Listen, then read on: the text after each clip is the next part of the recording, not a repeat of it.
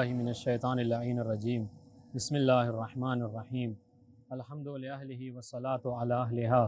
واللعنۃ علی مستحقہا اما بعد فقد قال اللہ تبارک و تعالی فی القرآن المجید بسم اللہ الرحمن الرحیم قل لا اسألکم علیہ اجرا الا المودۃ فی القربى۔ محترم و معزز ناظرین اکرام، السلام علیکم ورحمۃ اللہ وبرکاتہ۔ آج کی یہ تاریخ یعنی 20 ذی الحجہ،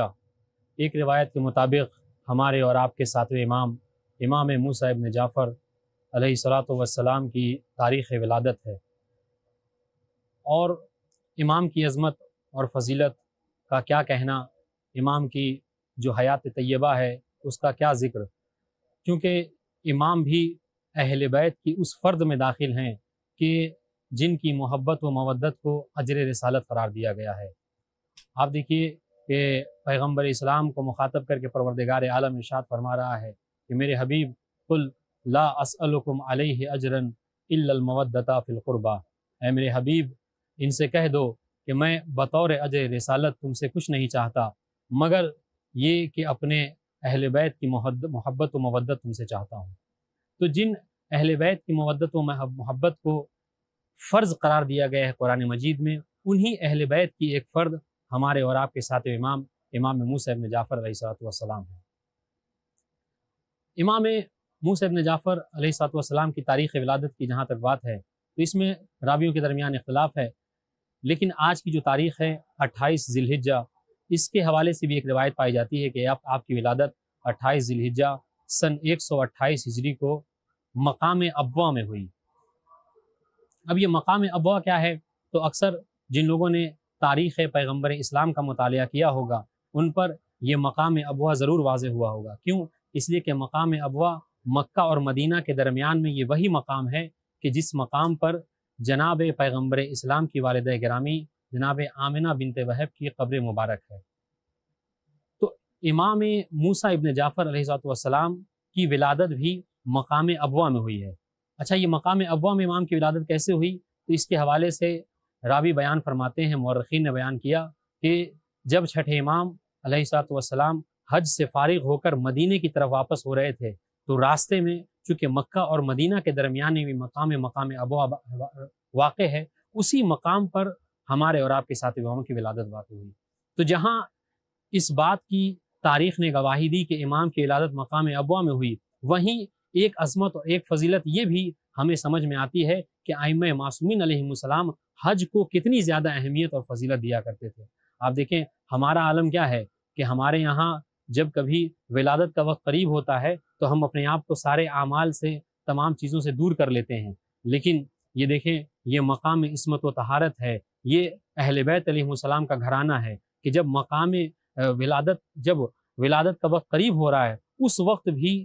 آپ کی والدہ گرامی جناب حمیدہ حج کو ترک نہیں کر رہی ہیں بلکہ حج پر اپنے والی و وارث کے ساتھ جا رہی ہیں، اور جب واپس ہو رہی ہیں تو واپسی میں امام کی ولادت ہو رہی ہے۔ تو اس سے یہ بھی سمجھ میں آ رہا ہے کہ اہل بیت علیہ السلام نے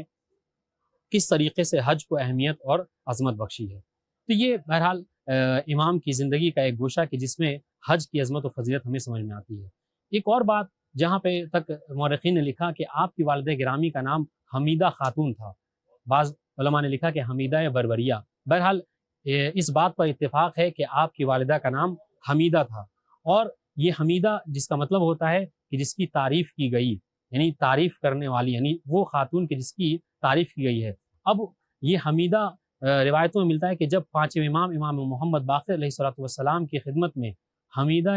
بربریہ کا ذکر آیا تو امام نے ایک مرتبہ اس خاتون کو مخاطب کر کے پوچھا کہ تمہارا کیا نام ہے؟ جیسے ہی جناب حمیدہ خاتون نے کہا کہ میرا نام حمیدہ ہے تو پانچویں امام نے پلٹ کر جملہ کہا حمیدۃ فی الدنیا و محمودۃ فی الآخرہ، کہ تم وہ خاتون ہو کہ جس کی تعریف دنیا میں بھی کی گئی ہے اور آخرت میں بھی کی گئی ہے۔ یقیناً، اور ایسا کیوں نہ ہو، اس لیے کہ یہ وہ خاتون ہیں کہ جو مقام عصمت کو، جو امام کو اپنے اوپر حمل کیے ہوئے ہیں، یعنی امام ان کے بطن شریف سے جو ہے وہ پیدا ہو رہے ہیں، تو یقیناً ان کی عظمت اور فضیلت جو ہے وہ ہوگی۔ جہاں تک خود امام کاظم علیہ السلام کی فضیلت اور ذاتی عظمت کی بات ہے تو روایتوں میں ملتا ہے کہ امام کی عظمت عبادت کے حوالے سے اتنی زیادہ تھی کہ شیخ مفید علیہ الرحمہ کے جن کی قبر مبارک خود کاظمین میں زری کے بالکل پاس میں ہی ہے، شیخ مفید کہتے ہیں کہ کانا ازہد الناس فی زمانے، کہ ساتویں امام اپنے زمانے میں سب سے زیادہ زاہد ترین شخص تھے، وَكَانَ أَعْبَدُهُمْ، اور فقط زاہد نہیں بلکہ ساتویں امام اپنے وقت کے سب سے بڑے عابد عبادت گزار شخص بھی تھے۔ یہی وجہ ہے کہ روایت میں ملتا ہے کہ امام کی عبادت کا کیا عالم تھا، امام کی عبادت کا عالم یہ تھا کہ فضل بن ربیع کا بیان ہے کہ جب ہم نے امام کو عبادت کرتے ہوئے دیکھا تو میں نے ایک شخص کو بلا کر دیکھا کہ سامنے دیکھو، وہ سامنے تمہیں کیا نظر آ رہا ہے؟ تو اس شخص نے جواب دیا کہ مجھے تو زمین پر کوئی کپڑا پڑا ہوا نظر آ رہا ہے۔ فضل بن ربیع نے کہا کہ یہ کوئی غیر نہیں بلکہ یہ تمہارا امام وقت موسیٰ ابن جعفر امام کاظم علیہ السلام ہے۔ فیضان گرامی، امام کی عبادت کا عالم یہ تھا، امام کے زہد کا عالم یہ تھا کہ اتنی زیادہ عبادت کیا کرتے تھے، اتنی زیادہ عبادت کیا کرتے تھے کہ امام کو دیکھنے والے یہ سمجھ میں آتا تھا کہ امام کا جسم نہیں ہے بلکہ ایک کوئی نحیف سا کپڑا پڑا ہوا ہے۔ تو یہ امام کی عبادت کا عالم تھا، اور بارہا اگر آپ امام کی روایت کو اٹھا کر دیکھیں، امام کی زندگی کو اٹھا کر دیکھیں تو بارہا اس بات کا ذکر مل جائے گا کہ راوی اور محدثین بیان فرماتے ہیں کہ ہم نے بارہا دیکھا ہے کہ امام مسجد نبوی میں جاتے تھے اور جا کر عبادت کیا کرتے تھے، اور عبادت کر کے راتوں کو سجدے کے عالم میں گریا کرتے تھے، اور بے پناہ گریا کرنے کے بعد خدا بند عالم کی بارگاہ میں دعا کرتے تھے، عظم الذنب من عبدک فلیحسن العفو من عندک یا کریم، کہ پروردگار میرے گناہ بہت بلند ہیں، میرے گناہ بہت بڑے ہیں، میں تجھ سے عفو و بخشش کی طلبگاری کرتا ہوں۔ اب ظاہر ہے کہ امام چونکہ معصوم ہوتا ہے وہ تو گناہ کو انجام نہیں دیتا، لیکن یہ ہمارے لیے پیغام ہے کہ جب امام مقام عصمت میں ہو کر اس طریقے سے خداوند عالم کی بارگاہ میں عبادت کر رہے ہیں تو ہمارا بھی یہ وظیفہ ہونا چاہیے، ہمارا بھی یہ طریقہ ہونا چاہیے کہ جتنی زیادہ سے زیادہ ہو سکے ہم عبادت پروردگار عالم کو بجا لائیں۔ اور دیکھیں امام کی منزلت کیا تھی، روایت میں ملتا ہے کہ امام نے اپنی زندگی کے، اپنی حیات کے 21 سال چھٹے امام جعفر صادق علیہ السلام کے دامن پرورش میں گزارا ہے، اور خود چھٹے امام، یوں تو امام کی بہت ساری اولادیں تھیں مگر چھٹے امام کو ایک خاص لگاؤ تھا امام کاظم علیہ السلام سے، یہاں تک کہ روایتوں میں ملتا ہے کہ چھٹے امام نے ایک دفعہ یہ جملہ کہا کہ اگر پروردگار عالم بطور اولاد سوائے موسیٰ کے مجھے اور کوئی نہ عطا کرتا تو پھر بھی موسیٰ میری تمام تر محبتوں کے لیے کافی ہوتا۔ یہ امام کی عظمت تھی، یہ امام کی فضیلت تھی۔ اور دیکھیں چونکہ موضوع جو ہے وہ حیات امام موسیٰ ابن جعفر ہے تو میں آپ کی خدمت عرض کروں کہ امام نے اپنی زندگی میں، اپنی حیات میں بہت ساری دلیلیں، بہت سارے طریقے ہمارے لیے چھوڑے ہیں کہ اس پر ہم عمل کر سکتے ہیں۔ روایتوں میں ملتا ہے کہ ساتویں امام نے اپنی زندگی میں 1000 سے زیادہ غلاموں کو خریدا اور انہیں اللہ کی راہ میں جو آزاد کر دیا، جس سے ہمیں یہ نتیجہ ملتا ہے، ہمیں یہ درس ملتا ہے کہ ہمیں بھی چاہیے کہ جو لوگ پریشان حال ہیں ان کی پریشانیوں کو دور کریں۔ یہ امام 1000 غلاموں کو خرید کر آزاد نہیں کر رہے ہیں، یہ امام غلاموں کی پریشانیوں کو دور نہیں کر رہے ہیں، بلکہ امام ہمیں درس دے رہے ہیں کہ ہمارا صحیح شیعہ، ہمارا حقیقی شیعہ وہی ہو سکتا ہے کہ جو ہمارے شیعوں سے، جو مسلمانوں سے ان کی پریشانیوں کو، ان کی مشکلات کو دور کریں۔ اب دیکھیں جب ساتویں امام کی زندگی کی بات ہے تو میں خدمت میں عرض کروں کہ امام علیہ السلام کی عظمت اور فضیلت کیا تھی۔ روایتوں میں ملتا ہے کہ امام کی عظمت یہ تھی، امام کی فضیلت یہ تھی کہ امام نے گرچہ اپنی زندگی کا ایک بہت سارا وقت، یعنی روایتوں میں ملتا ہے کہ 14 سال امام نے قید خانے میں گزارا ہے، لیکن اس کے باوجود بھی امام علیہ السلام نے اپنے شیعوں کی صحیح پرورش کی ہے، اپنے شیعوں کی صحیح تربیت کی ہے، اور تربیت کا یہ طریقہ ہی تو تھا کہ صفوان جمال کا واقعہ کسی نے نہیں سنا ہے۔ صفوان جمال یہ کون سے امام تھے؟ یہ کون تھے؟ امام روایتوں میں ملتا ہے کہ امام کے حقیقی شیعہ تھے۔ یقیناً جب یہ واقعہ میں پڑھتا ہوں تو ایک عجیب سی کیفیت طاری ہوتی ہے انسان کے اوپر۔ آپ دیکھیں کہ صفوان جمال کی کیا مطلب منزلت و مقام ہے، ایز اے شیعہ امام بتا رہے ہیں کہ ہماری کیا عظمت اور فضیلت ہونی چاہیے۔ روایتوں میں ملتا ہے کہ ایک مرتبہ صفوان جمال کو مہدایا امام نے، اور بلانے کے بعد ساتھ امام صفوان کو مخاطب کرتے ہیں اور کہتے ہیں صفوان تمہارے تمام کام مجھے بہت پسند ہیں سوائے ایک کام کے۔ صفوان تڑپ گئے، کہا مولا وہ کون سی بات ہے، وہ کون سا کام ہے؟ امام نے فرمایا میں نے سنا ہے کہ تم ہارون کو اپنے اونٹوں کو جو ہے وہ کرائے کے طور پر دیتے ہو۔ اس سے پہلے میں آپ کو کروں کہ صفوان جمال کو جمال کیوں کہتے ہیں؟ اصل میں گزشتہ زمانے میں جو انسان جو کام کیا کرتا تھا उसी काम के हवाले से उस शख्स को बुलाया जाता था। जमल का मतलब अरबी में ऊँट होता है, और चूंकि ये लोगों को ऊँट किराए पे दिया करते थे, इनके साथ बहुत सारे ऊँटों के मालिक थे, इसलिए इनको जमाल कहा जाता था। तो इमाम ने फरमाया कि तुम्हारे सारे काम मेरे लिए ठीक हैं, मुझे पसंद है, सिवाय एक काम के। वो क्या? वो ये कि तुम अपने ऊँटों को हारून रशीद को किराए पर देते हो। उसने कहा हाँ मौला, मैं देता तो हूँ, मगर मौला मैं जो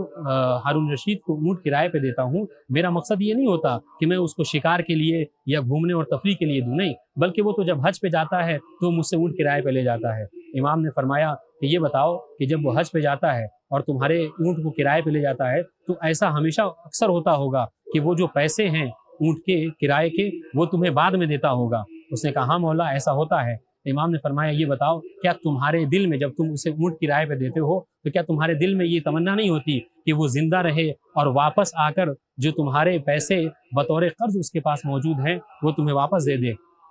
उसने कहा मौला हाँ ऐसा तो है, मैं तो ये पसंद करता हूँ कि वो जिंदा रहे और वापस आकर मेरे कर्जे को चुका दे। तो इमाम ने फरमाया कि याद रखो, इससे बड़ी दुश्मनी, इससे बड़ा बुग़्ज़ और इससे बड़ी हकारत की बात और क्या हो सकती है कि कोई किसी जालिम के जिंदा रहने की तमन्ना करे। अज़ीज़ान गिरामी, रिवायतों का जुमला है कि सफ़वान ने जैसे ही ये जुमला सुना, फ़ौरन पलट कर आए और आते ही अपने सारे ऊँट को बेच दिया और अपना वो कारोबार बिल्कुल बंद कर दिया। जब हारून को ये खबर मिली तो हारून ने सफ़वान को बुलाया और बुलाने के बाद कहा, सफ़वान मैंने सुना है कि तुमने अपने ऊँटों को बेच दिया। सफ़वान ने कहा हाँ, मैं चूँकि बूढ़ा हो गया हूँ, मैं उसकी देख रेख नहीं कर सकता। सफ़वान और मेरे जो गुलाम हैं वो भी जो हक़ है, जो देखने का हक़ है, वो उसको अदा नहीं कर सकते। तो उस वक्त हारून ने कहा कि सफ़वान, मुझे पता है कि तुमने किसके कहने पर इस फेल को अंजाम दिया है। ऐ सफ़वान, अगर तुम बचपन के मेरे दोस्त ना होते तो मैं तुम्हें इसी वक्त तो करा देता। लेकिन अज़ीज़ान गिरामी, ये तो वाक़या था,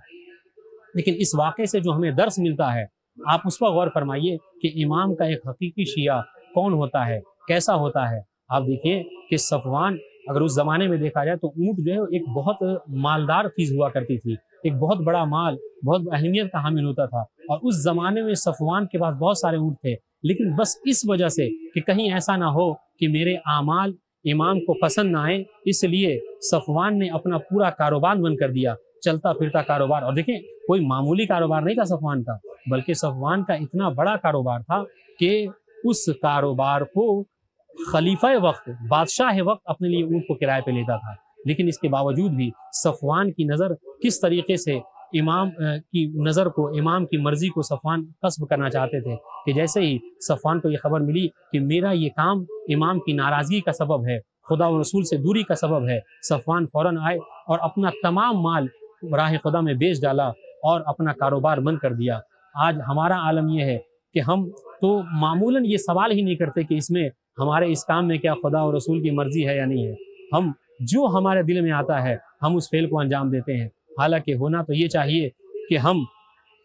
जिस फेल को भी अंजाम दें, इमाम काज़िम की इस रिवायत पर गौर करते हुए हमारा अमल ये होना चाहिए कि हम जिस फेल को भी अंजाम दें, हमें चाहिए कि हम देखें कि उसमें वाकई खुदा और रसूल की मर्ज़ी है कि नहीं, इमाम वक्त की मर्ज़ी है कि नहीं। जब हम इस चीज़ का ख्याल रखेंगे और इस तरीके से फेल को अंजाम देंगे तो इस तरीके से हम खुदा और रसूल और इमाम की मर्ज़ी को कस्ब कर सकेंगे और इस तरीके से खुदावंद आलम हमारा शुमार इमाम के हकीकी शियों में करार देगा। ये वो दर्स है कि जो सातवें इमाम के ज़माने से, सातवें इमाम की इस रिवायत से, सफ़ान जमाल के ज़रिए से हम तक पहुँचता है। हमें भी कोशिश करनी चाहिए कि हम इस तरीके से फेल अंजाम दें कि हमारा शुमार भी इमाम के चाहने वालों में हो। वस्सलामु अलैकुम वरहमतुल्लाहि वबरकातुहू।